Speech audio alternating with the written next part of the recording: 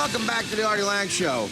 My next guest is a regular on the show, a real funny guy, and he is from Boston and hates the Red Sox. So tonight, crazy night for him. Christian Finnegan, what's up, Chris? Oh, so good. I'm glad to be here with you. Welcome back to the show. Know that I can talk as much smack about Boston as I want tonight, because if you're really caring about the Red Sox, probably you're pretty preoccupied at this moment. Well, yeah. Now listen. You mentioned this before on the show about that. Now, how did this happen? From Boston? Just the fans annoy you or something? Yeah, every kid who held my head down and farted on it. Oh, there you go. Wearing a Yaz jersey.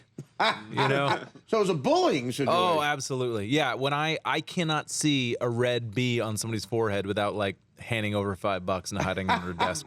That makes sense. Yeah. That makes sense to me. Now I get it. Okay, well, that's it. Yeah, nobody wearing a Yankees hat has ever called me Christina Finnefatty. So... I think if you grew up in the South Bronx, it might have happened. Yeah, But that's an excellent point. See, now you almost got me. It's touching. I'm almost rooting against the Sox now. But as a Yankee fan, it takes a lot. I don't know. As a sports fan, I just want to see what'll happen. Yeah, I mean, I've never been I'm more basketball dude than a baseball guy anyway. But like, as a Yankees fan, like, how do you watch this? Do you watch this? I, as a guy who now, again, the Yankees have made me so jaded because of the success. Yeah. That, I'm like, all right, whatever, I'm over it. Nothing could really aggravate me. You can't tease me like, we're winning. It doesn't, there's been so much success.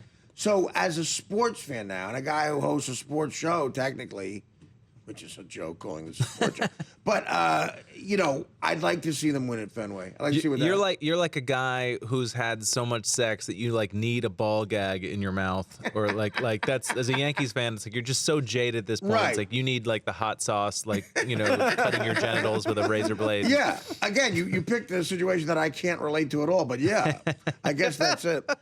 But yeah, I'd like to see what happens. I mean, I hope no one gets hurt. Because the last time they clinched at Fenway and, clinched and made sure the Yanks were out of it was about 10 years ago, and a woman was shot and killed. Wow. Yeah. Huh. A guy had one of those rubber bullet guns. Well, a gun that shot rubber bullets. Like you do. Yeah, right. And, right. Well, like you take to a ball game. Exactly. Nowadays. Only when you're celebrating. Right. And when they get outside by the cask and flagon, or whatever, and shoots it just randomly up in the air, hits some poor woman, like a 18-year-old girl, adult woman, just an adult, I think it was, hit her right in the eye, killed her. Like, so I'm hoping nobody gets hurt, but, it's baseball. It's baseball. Now, basketball, do you like the Celtics? Nah, Knicks. So you just Knicks went fan. totally home. Yeah, I didn't get into sports, and I moved to New York when I was 18, and that's around once I finally got to New York and realized that, you can be into sports without being a total tool. So I was here, You went to college. For 2 weeks, I briefly dated a Knicks City dancer in college. Dude. Never closed the deal with her. F you, bully. Really? Never. No, it was in my dorm. She went to NYU. She was in my dorm, and she was basically trying to make her boyfriend jealous. I mean, that's all right for a little while. Still though, I still count it. I count it. Yeah, dude, I'm counting it. Dude, I'm counting. Getting a third with a Knicks City dancer is better than having sex with a regular woman. You know what? I mean, honestly, yes. Some people think men are shallow for thinking that way, but, getting the third or even second with a 10 or your version of a 10 is way better than, banging most broads. Yes. Face it. Mike, are you over there wondering what third is? Oh, what third is? I can't really say it. I'll be thrown off the air. Oh, really? So you know? Because he was just asking I'm very what graphic. first was. He doesn't know what At the beginning of the show. I was watching in the green room back there, and the footage was kind of choppy, so I couldn't follow the conversation totally. But what I did realize is how incredibly white Mike's teeth are. Oh, they are. Which he does not look like a guy who would have white teeth. Those are brand new. Are they brand new? He's 52 and he just got new teeth. Yeah. They're impressive. They're impressive. Look at the bottom in particular. Yeah. And when he smiles here like this, he looks like the Indians logo. I kind of like Chief that logo. Wahoo, you're him. By the way, Christian, thanks for letting us know that $30 billion in DirecTV equipment, 40 feet away, the reception was choppy. I'm sorry, did I say that? I meant crystal clear and perfect. 40 feet away, the reception was choppy on DirecTV. Mike is... Not familiar with the bases so much? Well, no, he's having, for the last year he's been on the show, and he's enjoying some sort of celebrity. Mm-hmm. And he's, getting farther with broads than he has in the past. I think. Well, we are in a kind of sexting, post Girls Gone Wild world. Maybe the bases have changed. That's right. Well, he thinks so. Well, Mike thought that making out wasn't first anymore, but that's still first. I think it's still first. Tongue kissing. Yeah, I thought it would be like getting up to the plate. It gets gradually worse after that. 2 is still breasts. 3 up the is, shirt, down the pants is 3. Yeah, 3 is 8 on 8 anal rape. That's where it jumps. I need to hit a grand slam. Yeah, that's where it jumps. Now, so you mentioned you're going to St. Louis soon. I am. Yes, November 14th through 17th. Funny Bone in Westport Plaza. I've been there. So maybe for that gig, you want to say you're rooting for the Cardinals. They can be kind of crazy too, a Cardinal fan. Oh, dude, for whatever reason, I may have mentioned this, and if I have, then I apologize for being redundant. Go right ahead. One time, best shows I've ever done in my life, and the worst shows I've ever done in my life have been in St. Louis. So, no kidding. Just because the audiences, there's not a ton to do, and so they enjoy themselves in a good way or in a bad way. Yeah. And I remember once, I guess the bar next door, as you remember, we were talking about. I know. I played this club. Jazz club next door. And the band, there's a really thin wall that separates you and next door where the band is on stage. So while you're doing your act, you hear the band. You're like the drummer. Yeah. You're in the middle of your set and you hear Brick House coming through the wall. It's very disconcerting. It is. You're doing your act and it's a brick. But I guess the dude who owns that bar next door is a huge Cleveland Browns fan. And That's so that right.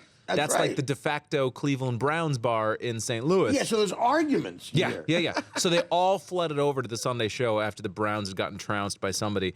And I happened to mention that I was from Boston, and that just set this one dude, a friend of the owners, and he was just yelling the whole time, "You love Tom Brady! You love Tom Brady!" And this was 5 minutes into my set, and it was just a complete nightmare. That in 5 minutes in. Yeah. Oh, yeah, you don't know what. Because people like seeing you spar with the heckler for about 3 minutes. Well, and then after that, it just gets boring. Let's get to the show. Yeah, exactly. Let's get to the show. No, that's brutal. For some reason, I have a nightmare story. St. Louis Funny Bone.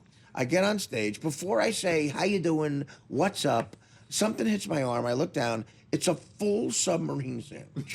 Someone had gone out and purchased a full roast beef and Swiss with lettuce, tomato, and oil and vinegar. No, bought it to throw at me. I'm going to save this. Hits me in the arm. I look down and he goes, "Eat it." And then he says the F word for gay people. "Eat it." And I'm like, all right, I'm not going to eat it. I just say, "Eat it." Won't shut up. I won't shut up till I eat. I eat it. I had to eat the sandwich. I felt like... That's so demeaning. Were you crying? I felt like Coco. Yeah. I felt like Coco in Fame. Très la vie, Artie. Très la vie. Eat the sandwich. Eat the sandwich, Artie. Eat it. Slower. Eat it slower. Say hello to the bad guy. Yeah, it was very creepy. Yeah. Very creepy. Yeah. So good luck in St. Louis. November 14th to the 17th. You on the road a ton lately or what? Yeah, good amount. I like to go out of a weekend or two a month. That'd be my ideal. I'm in the same mode. I mean, when you're my level, which is the 4th or 5th tier. Hey, I'm there too. I feel the same way. You have another gig. You have a TV show, right? I'm on. I shot 100 episodes of a TV show that's so you on got syndication. Some income. More than it's free money. Like beautiful. residuals. Oh, it's always nice. You get that check. Who the heck knew that was coming? The American dream is getting to be a young guy like you are and getting paid for work you've already done. Yeah. I mean, that's the American dream. That's America. Absolutely. Where else and then you feel like you had you accomplished something that day because you got a check for something you did 12 months ago. You did. You kind of did. You accomplished being born here and, beating the system. I accomplished this show being aired at 3:30 in the afternoon in Duluth, Minnesota. Don't hate the player, hate the game, baby. I hate it all. Can I hate the player and the game? Why do I have to decide between the two? You're on the right show for that, baby. We're going to take a break and come back with Christian Finnegan, and we're going to hate the player and the game. Come on back, baby. The Artie Lange Show, weeknights on Audience, only on DirecTV.